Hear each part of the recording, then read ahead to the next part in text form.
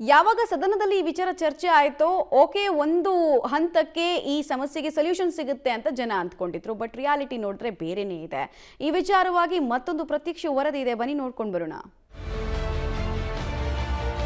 Silicon city ಬೆಂಗಳೂರಿನಲ್ಲಿ ಅದು ಯಾವಾಗ ಕುಡಿಯುವ ನೀರಿನ ಹಾಹಾಕಾರದ ಸಂಕಷ್ಟ ತಪ್ಪುತ್ತೋ ಗೊತ್ತಿಲ್ಲ. ಯಾಕಂದರೆ ಬೇಸಿಗೆ ಆರಂಭಕ್ಕೂ ಮುನ್ನವೇ ಪ್ರತಿನಿತ್ಯ ಜನ, ಅದರಲ್ಲೂ ಮಹಿಳೆಯರಂತೂ ಕುಡಿಯುವ ನೀರಿಗಾಗಿಯೇ ಹೋರಾಟ ಮಾಡುವಂಥ ಪರಿಸ್ಥಿತಿ ಬಂದಿದೆ. ನಾನೀಗ ಬೆಂಗಳೂರಿನ ಉತ್ರಳ್ಳಿ ಕ್ಷೇತ್ರದ ಯಾದಳಂ ನಗರದ ಒಳಭಾಗದಲ್ಲಿದ್ದೇನೆ. ಗಮನಿಸ್ತಾ ಇದ್ರಿ, ಈ ಭಾಗದ ಜನರ ಸಂಕಷ್ಟದ ಸ್ಥಿತಿ ಅಂತೂ ನಿಜಕ್ಕೂ ಎಷ್ಟು ಹೇಳಿದ್ರೂ ತೀರಲ್ಲ ಅನ್ನುವಂಥ ಪರಿಸ್ಥಿತಿ ಇದೆ.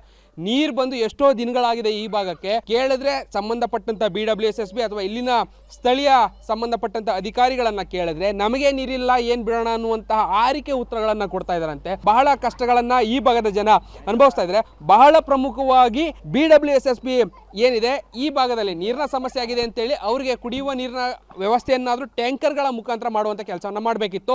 ಕಳೆದ ಎರಡು ಮೂರು ದಿನಗಳ ಹಿಂದೆ ನಡೆದಂತಹ ಮೀಟಿಂಗ್ ಏನಿದೆ, ಅಂದರೆ ಸಮನ್ವಯತೆ ಸಭೆ ಏನಿದೆ, ಇಲಾಖೆಗಳ ಸಮನ್ವಯತೆ ಸಭೆಯಲ್ಲೂ ಕೂಡ ಅದೇ ನಿರ್ಧಾರ ಆಗಿತ್ತು. ಬಟ್ ಆದರೆ ಅದು ಕೇವಲ ಸಭೆಗಷ್ಟೇ ಸೀಮಿತ ಆಗಿದೆ. ಅದು ಇನ್ನೂ ಕೂಡ ಕಾರ್ಯಪ್ರವೃತ್ತರಾಗಿಲ್ಲ ಅನ್ನೋದಕ್ಕೆ ಇದು ಬೆಸ್ಟ್ ಎಕ್ಸಾಂಪಲ್. ನಾನು ಇಲ್ಲಿನ ಸ್ಥಳೀಯರಿದ್ದಾರೆ, ನಾನು ಅವ್ರುಗಳನ್ನ ಮಾತನಾಡಿಸ್ತೇನೆ. ಆ ನೀರಿನ ಸಮಸ್ಯೆ ಹೇಗಿದೆ ಏನು ಎಲ್ಲವನ್ನ ಸಹ ನಾನು ಅವರಲ್ಲಿ ಕೇಳಿ ತಿಳ್ಕೊಡ್ತೇನೆ. ಎಷ್ಟು ದಿನದಿಂದ ಸಮಸ್ಯೆ ಇದೆ, ಏನಾಗ್ತಾ ಇದೆ? ಆಯ್ತು ಸರ್, ನೀರು ಬಂದು 600 ರೂಪಾಯಿ ಇದ್ದ ಟ್ಯಾಂಕರ್ 1,500 ಆಗಿದೆ. ಅದು 3 ದಿನ ಮುಂಚೆ ಬುಕ್ ಮಾಡಬೇಕು ಸರ್. ತುಂಬ ಪ್ರಾಬ್ಲಮ್ ಆಗಿಬಿಟ್ಟಿದೆ. ಜಗಳಗಳಿಗೆ ನಿಂತ್ಕೋಬೇಕು. ಇದೆಲ್ಲ ನಾವು ಹೋಗ್ಲಿ ಕುಡಿಯೋಕೆ ನೀರಿಗೆ ಹೋದ್ರೆ ಕುಡಿಯೋ ನೀರು ಸಮೇತ ನಮಗೆ ಸಿಗ್ತಾ ಇಲ್ಲ. ಎಲ್ಲಿಂದ ಎಲ್ಲಿಗೆ ಹೋಗೋಣ? ವಿಸ್ರಾ ಲೇಔಟ್ ಅಲ್ಲಿವರೆಗೂ ಹೋಗ್ಬೇಕು ಸರ್ ನಾವು ನೀರಿಗೆ. BWSSB ಇಂದ ನೀರಿನ ಸಮಸ್ಯೆ ಇರೋ ಭಾಗಗಳಿಗೆ ಫ್ರೀ ಆಗಿ ಟ್ಯಾಂಕರ್ಗಳನ್ನ ಕಳಿಸ್ಕೊಡ್ಬೇಕು. ಅದೇನಾದ್ರೂ ಆಗ್ತಾ ಇದೆಯಾ? ನಿಮಗೆ ಸಿಗ್ತಾ ಇದೆಯಾ? ಅದೇನಾದ್ರೂ ಸಿಗುತ್ತೆ ಸರ್, ಸಾಕಾಗ್ತಿಲ್ಲ. 5 ಟ್ಯಾಂಕರ್ 10 ಟ್ಯಾಂಕರ್ ಹೊಡಿಸ್ತಾವ್ರು ಇದ್ದಾರೆ. ಹಿಂದಗಡೆ ಸ್ವಲ್ಪ ಸ್ಲಮ್ ತರ ಇದೆ, ಅಲ್ಲಿಗೆ ಸರಿ ಹೋಗುತ್ತೆ ಸರ್. ನಾವು ಲೇಔಟ್ ಅಂತ ಇಲ್ಲಿಗೆ ನೀರು ಯಾರು ಬರಲ್ಲ. ಸಾಲ ಸೂಲ ಮಾಡಿ ಮನೆ ಕಟ್ಟಿರೋದು ಸರ್, ನಾವೇನು ಇರೋರಲ್ಲ. ಇಲ್ಲಿಗೆ ಲೇಔಟ್ ಸ್ವಲ್ಪ ನೋಡೋಕೆ ಚೆನ್ನಾಗಿ ಕಾಣ್ತಿದೆ, ಅದಕ್ಕೆ ಅಂತಾನೆ ಯಾರು ನೀರು ಇಲ್ಲಿಗೆ ಕಳಿಸ್ಕೊಡ್ತಿಲ್ಲ. ಅಲ್ಲಿಗೆ ಸರಿ ಹೋಗ್ತಿದೆ ನೀರು. ಈಗ BWSSB ಅವರು ಹೇಳಿದ ತಕ್ಷಣ ಆದ್ರೂ ಟ್ಯಾಂಕರ್ಗಳ ಮುಖಾಂತರ ಅಂದ್ರೆ ನಮ್ಗೆ ನೀರು ಬೇಕು ಅಂತ ಹೇಳಿದ ತಕ್ಷಣ ಕಳಿಸ್ಕೊಡ್ತಾರಾ? ಇಲ್ಲ ಸರ್.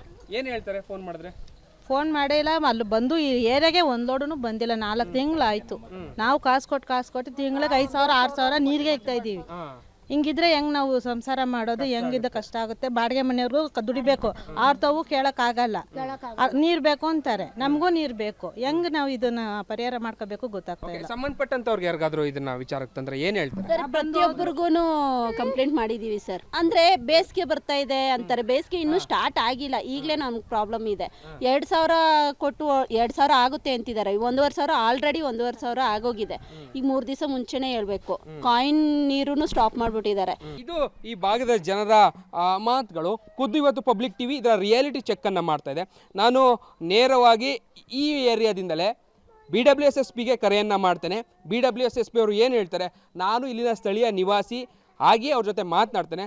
ನೋಡೋಣ ಏನು ಹೇಳ್ತಾರೆ, ಅವರ ಸಬೂಬು ಏನಿರುತ್ತೆ ಅನ್ನೋದನ್ನ ಕೇಳೋಣ. ನೀರನ್ನು ಕಳಿಸ್ಕೊಡ್ತಾರೆ ಅನ್ನೋಂಥದ್ದನ್ನ ಚೆಕ್ ಮಾಡೋಣ.